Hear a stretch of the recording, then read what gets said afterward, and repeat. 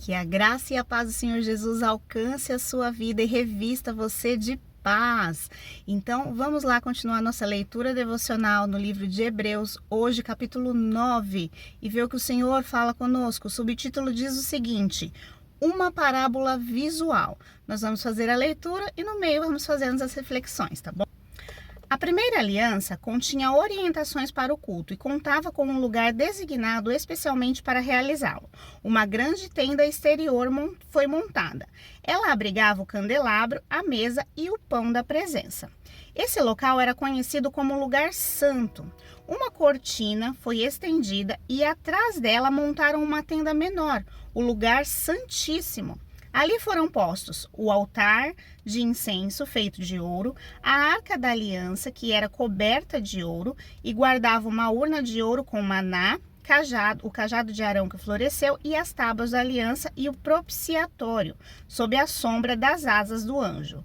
Mas não temos tempo para comentar isso agora.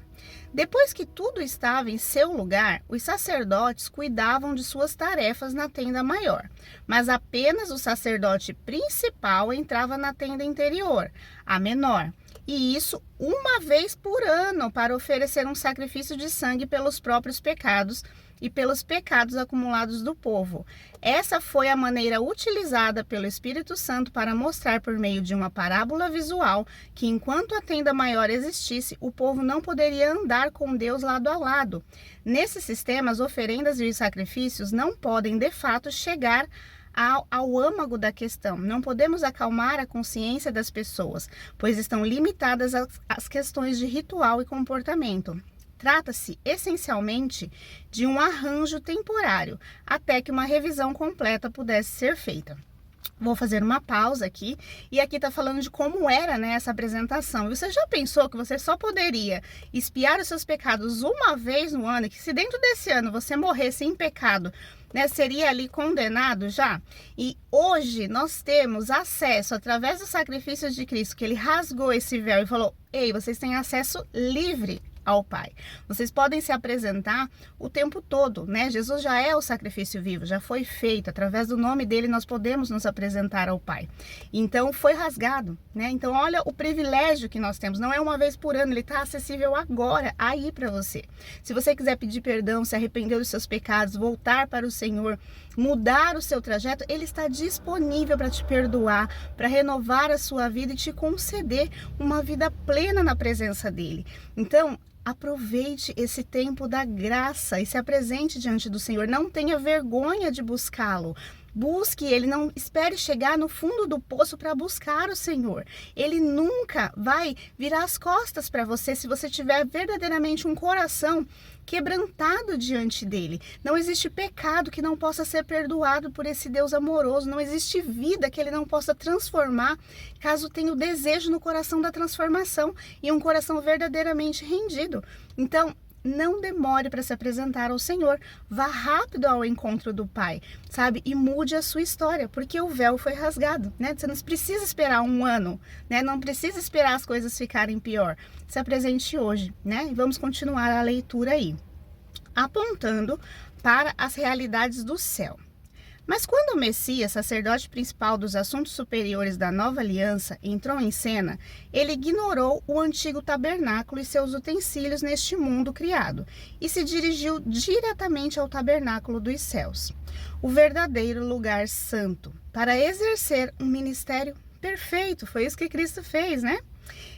Ele também descartou os sacrifícios que consistiam em sangue de bezerros, de bodes, e os substituiu pelo oferecimento do próprio sangue.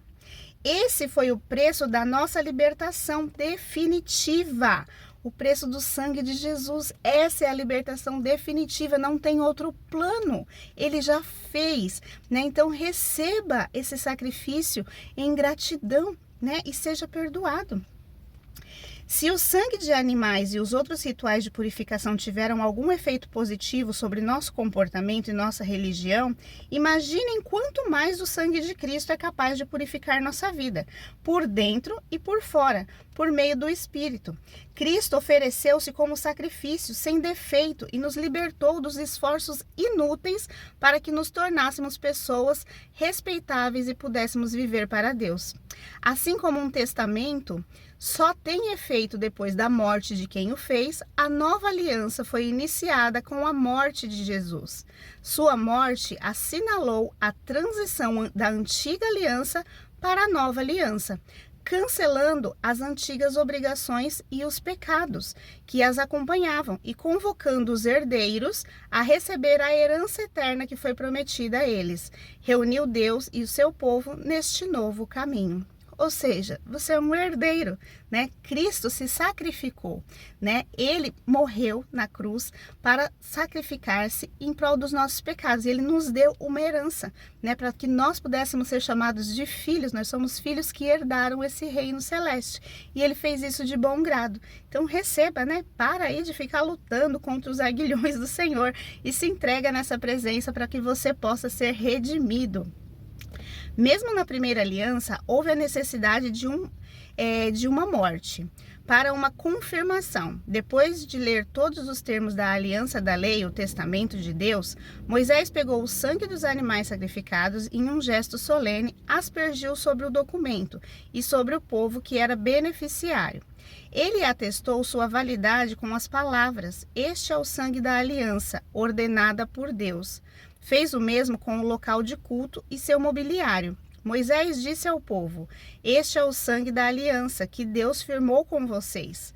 Num testamento, pode-se dizer que tudo gira em torno da morte, e por isso que o sangue, a evidência da morte, é tão usado em nossa tradição, especialmente no que se refere a perdão de pecados. Isso indica a proeminência do sangue e da morte em todas aquelas práticas secundárias que apontam para as realidades do céu. Indica também que quando o que é real assume o seu lugar, os sacrifícios de animais não são mais necessários, pois já cumpriram seu propósito. Cristo não entrou na versão terrestre do lugar santo. Ele entrou no verdadeiro lugar santo e ofereceu-se a Deus como sacrifício pelos nossos pecados. Ele não faz isso todo ano, como os principais sacerdotes faziam na antiga aliança, como um sangue que não era o deles. Se fosse ele, teria de se sacrificar repetidamente no decorrer da história. Em vez disso, ele se sacrificou de uma vez por todas, assumindo todos os outros sacrifícios no seu sacrifício, a solução final para o pecado. Todo mundo tem de morrer uma vez, depois encarar as consequências de sua vida. A morte de Cristo também foi um acontecimento único, mas foi um sacrifício que levou nossos pecados para sempre.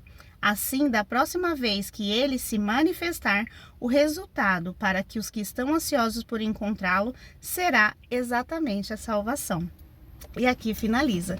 E aqui está só o quê? Selando esse testamento, né? Está confirmando aí mais uma vez, e é repetidamente aqui no livro de Hebreus falando da salvação, né? Eu acho que esse povo de Hebreus precisava muito entender qual foi o sacrifício de Cristo, a salvação que o Senhor trouxe, para ficar muito claro. E eu acho que muitos de nós ainda não entendemos, né? Porque temos dificuldade de aceitar, né? Porque sabemos que somos pecadores e não queremos mudar às vezes as nossas tendências, mas precisamos entender, para receber essa herança, nós precisamos o quê?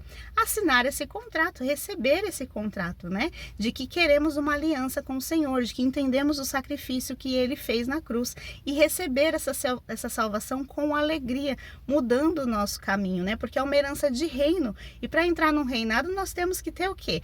Realeza dentro de nós, não é verdade? Então que a gente venha aceitar esse sacrifício vivo de Cristo, para que venhamos ter essa salvação. Não é necessário que venhamos, né, nem conseguimos morrer várias vezes, né, ou sacrificar várias vezes. Não é necessário que seja uma vez por ano, porque ali Cristo foi o sacrifício perfeito e eterno e eternamente. E agora, quando ele retornar, vai ser o quê? Para cumprir a justiça do Senhor.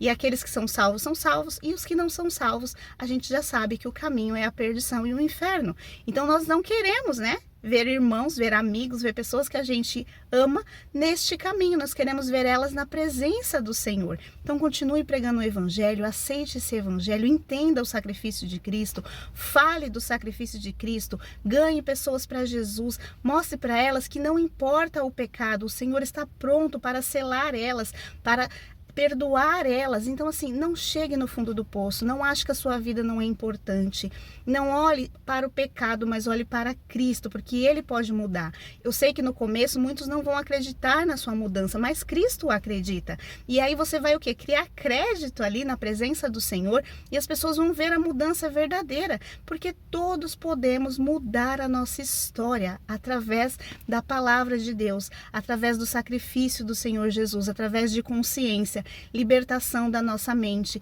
levando os nossos pensamentos cativos ao Senhor. Por quê? Porque o inimigo vai continuar fazendo os ataques dele na sua mente, ele vai continuar tentando dizer que você é pecador, que você não é merecedor, mas o Senhor está dizendo: filho, você é merecedor, sabe? Estão perdoados os seus pecados, você pode criar uma nova história. Todo o seu passado foi lançado no mar do esquecimento.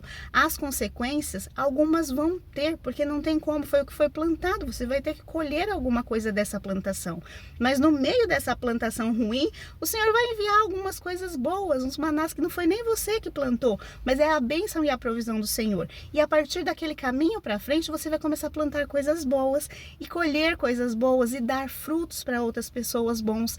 Então, assim, cuide do seu coração, aceite o sacrifício de Cristo, não se sinta pecador e que nunca há nenhuma remissão para o seu pecado, porque sim, existe remissão para o seu pecado, desde que o seu coração queira mudar e você se entregue verdadeiramente para o Senhor, tá bom? Então fica aí com essa palavra, que Deus abençoe muito a sua vida, que você aceite a salvação de Cristo, que você aceite o perdão de Cristo e que você possa ser uma nova criatura, com uma vida transformada e com frutos da bondade do Espírito Santo, tá bom? Deus abençoe sua vida.